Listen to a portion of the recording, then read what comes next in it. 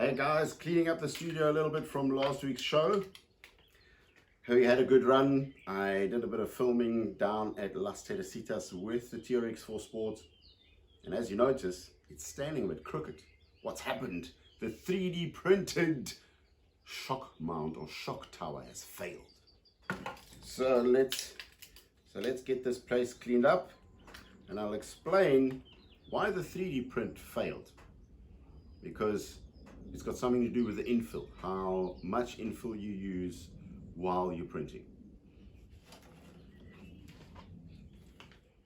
So seeing that I know that my shock tower failed, I've printed 2 new shock towers.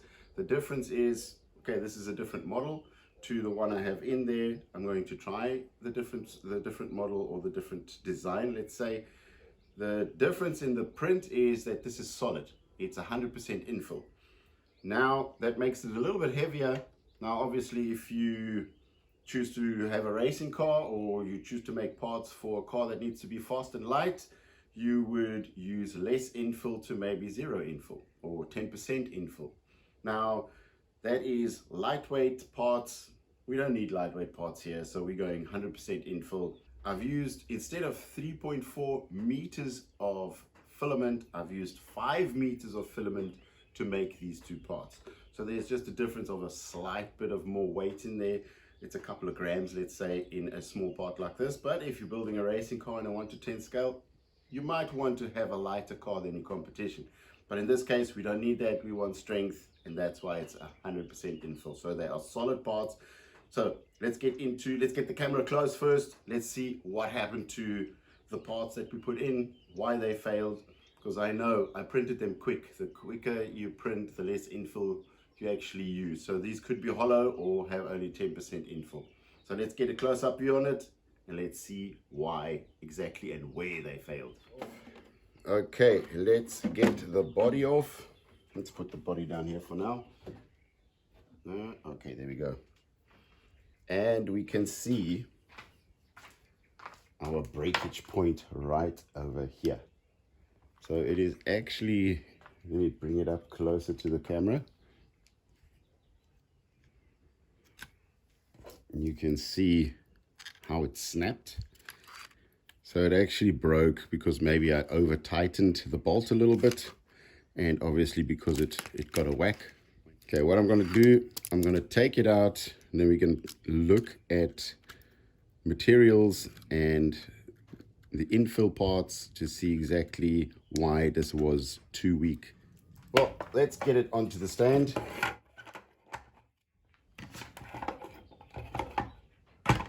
And that way we can work on the car a little bit better.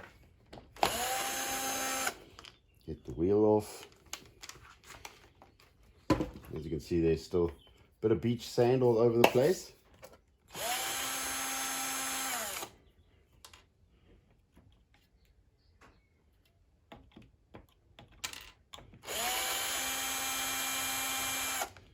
So let's get a little bit of a close-up view on the failed part.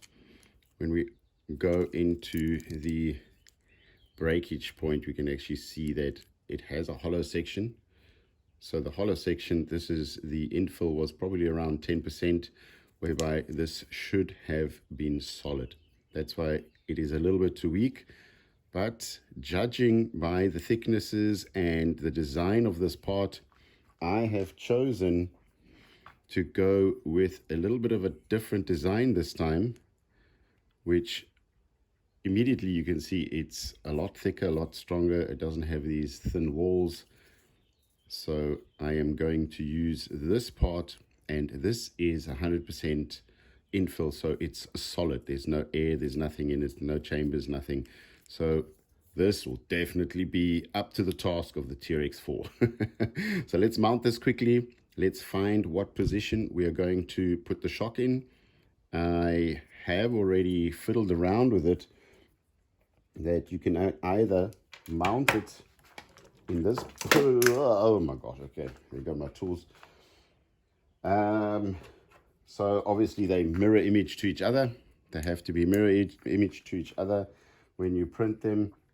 And I think mounting them this way around instead of this way around. We'll get into that just now. So that should be the position. I also want the shock not to be straight like the original. I want it to go forward. So putting it in that way would just be like the original. And putting it a little bit forward would give me the chance to have the shock at a bit of an angle to get me that droop performance that we had before. So while we're at it, let's brush off a bit of dust and sand from last week's run and quickly mount the shock towers, the new shock towers.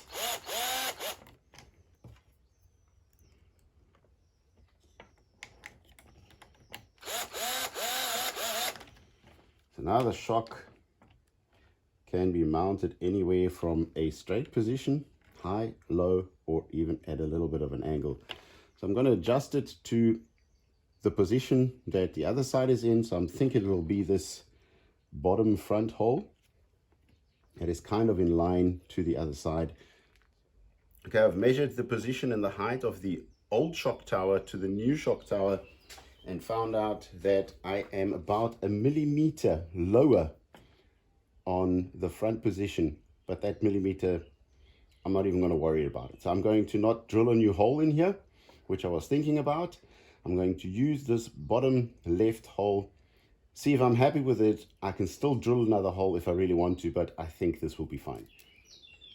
First cleaning up, getting all the old parts or the broken parts out of the screw. And now, do I still need that little bolt? Yes, I actually do need that bolt. So there is a bolt sitting in here just to give me enough space.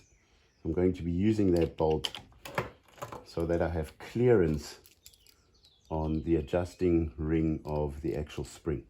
If I don't use that, it'll touch, the shock absorber ring will touch the shock tower. So I do actually need that little spacer. So I've just put that little bolt in there. Still going to use that. I think I'm going to have to open this hole a little bit. Going to just drill it open just a touch and then mount the shock.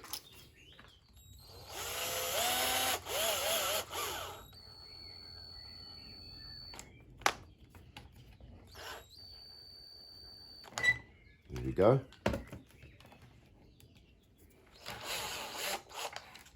So let's get the thread out. That thread is for side hilling. You can check out my side hilling video. This is like a little thread that keeps the shocks a little bit tight so that you don't have that roll on side hilling. All right, so now the axle has a full droop on the new and the old one. So let's measure that again. So the old shock tower gives me more droop and the new one gives me less droop, but it's 1 centimeter less, which I kind of don't like. But let's run with it for now. I can still, at a later stage, drill a new hole a little bit lower down because they are solid. They have 100% infill, so that drilling a new hole should not actually be a problem. But let's set the car up. Let's install the other side. Let's set the car up and see how the front axle to the rear axle are behaving. And then we can still make a decision if we're going to drill another hole or not.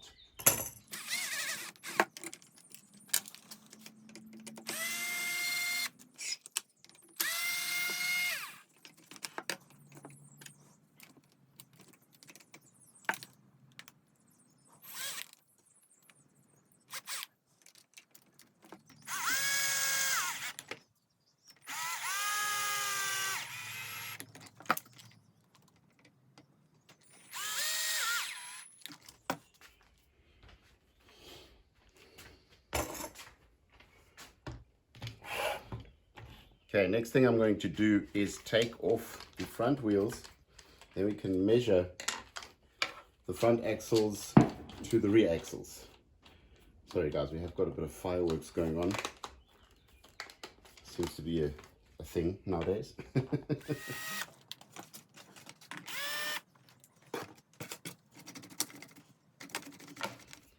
I'm actually going to take out my side heeling strings completely for now.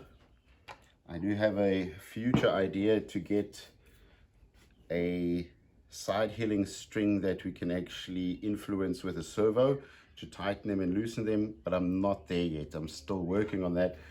So I'm going to take them out for now.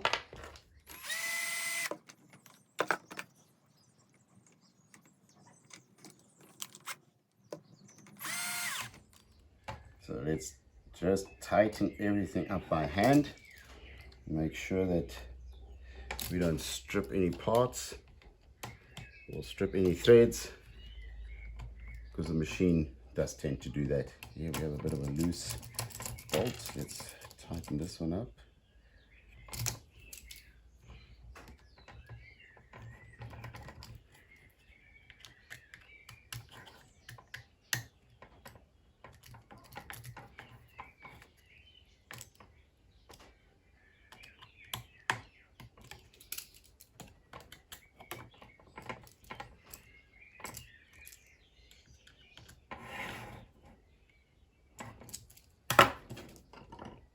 Oop, don't forget my spacer. Don't know why that's loose. Tighten that up while we're at it.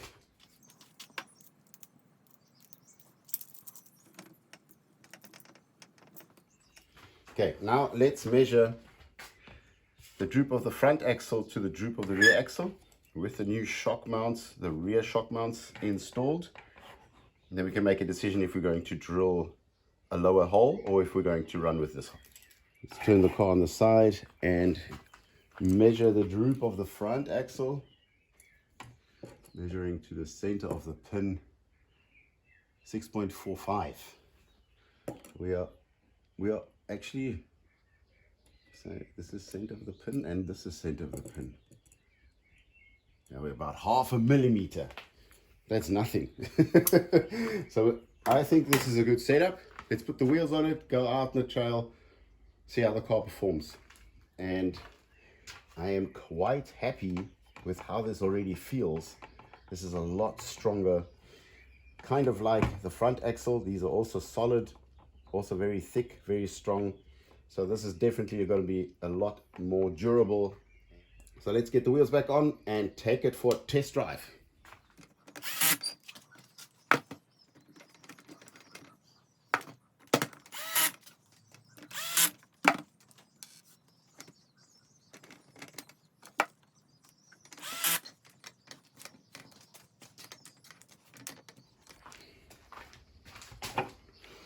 Let's get the car on its wheels.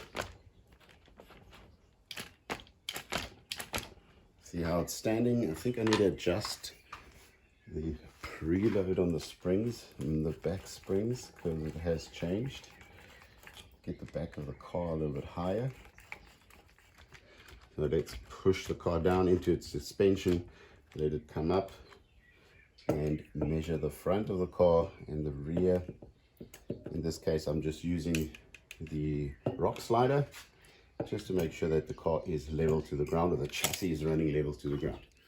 Let's just take a look at the old parts that I've taken out. This is the one that failed completely, but as you can see, hang on, focus, this one's already starting to go. So this one here, you can see in this little area here, wouldn't have taken long, and this one would have snapped off completely as well. So this one is on the verge of breaking. Wouldn't have taken long. So seeing that I did not put 100% infill in this, that is kind of the reason. The reason why I didn't do that is I wanted to get a fast print for the video. So there it goes to show, if you rush things, it will go wrong. All right, guys, let's get the full battery. Actually, I'm charging the battery right now. Once it's full, I'll get in the car and we'll just see if this setup is good enough or if we're going to use a different hole or make a different hole. But I think by judging how this is standing, I think I'm going to be actually happy with this. Okay, articulation, droop and stuff. Let's talk more drive. and the track is full of weeds today.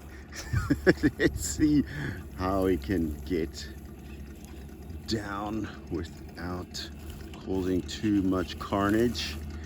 Slowly, easy does it. Oh yeah, don't fall, don't fall. Still got a very, very new body on this. And I don't want to scratch it. Let me just walk down. Performance seems to be good on the downhill because the back axle doesn't have so much droop, so the back axle sits a little bit lower, which is a good thing, especially on downhills.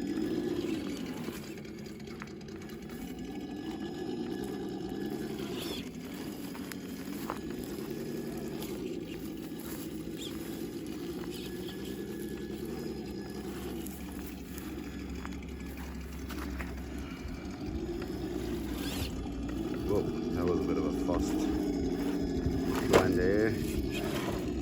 Get over this, let's see how the droop behaves. It's stuck a little bit on the chassis, but not a lot. Still rolling.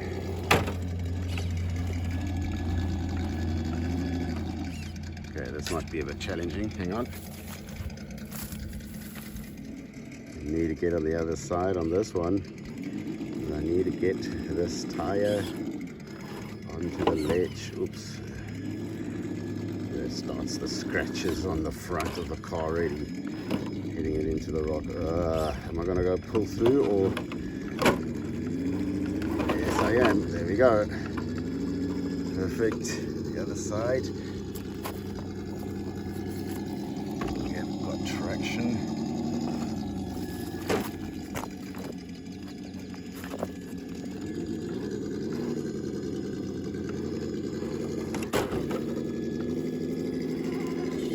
Perfect droop, I would call that.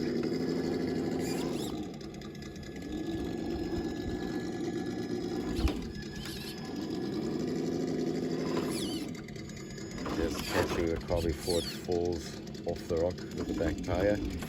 Yeah, whoop. And let's go.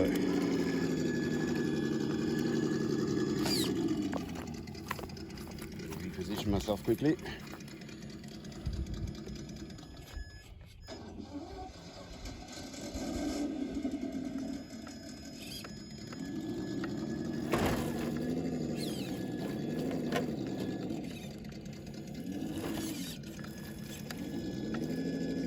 Up on this rock. Past the front bumper. Whoa. Okay.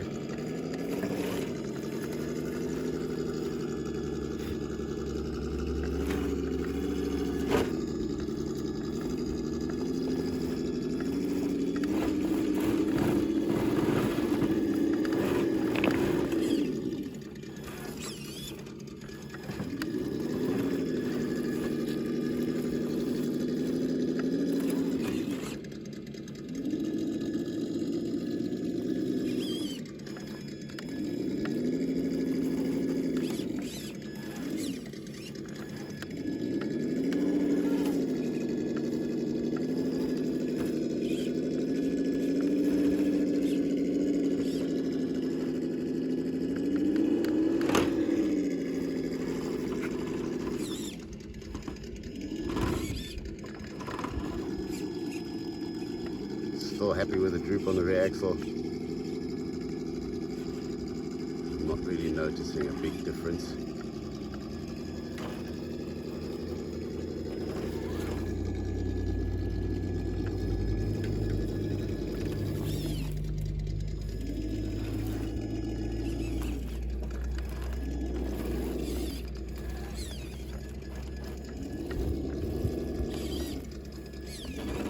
There we go.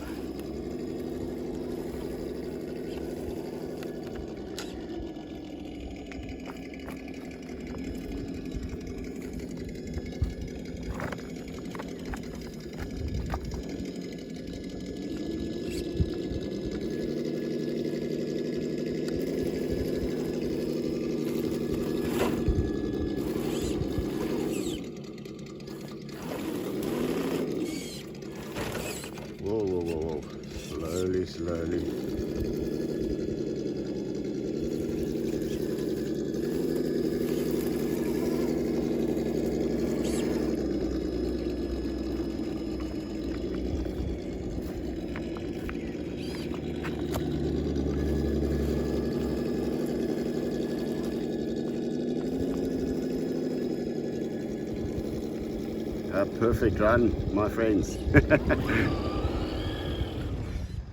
So shock towers are perfectly set up. I am sure they were going to last a lot longer, seeing that we did fill them in 100%. So we got 100% infill, so they are solid, and the design seems to be a lot stronger than the ones that we had in there. So guys, that's it from me this week. Subscribe to the channel. Don't forget, we have tires on the way. I am actually speaking to some suppliers at the moment to actually change a couple of things so we can send them directly to you, let's say from America to America, and not from us from the island over to America, which is always a bit of a greater expense. So once that is all sorted out, we will have tires up for grabs again, but I'm sure in the next couple of weeks we will have that running. So guys, subscribe to the channel. Thanks for watching, and we'll see you guys next week. Thanks, bye.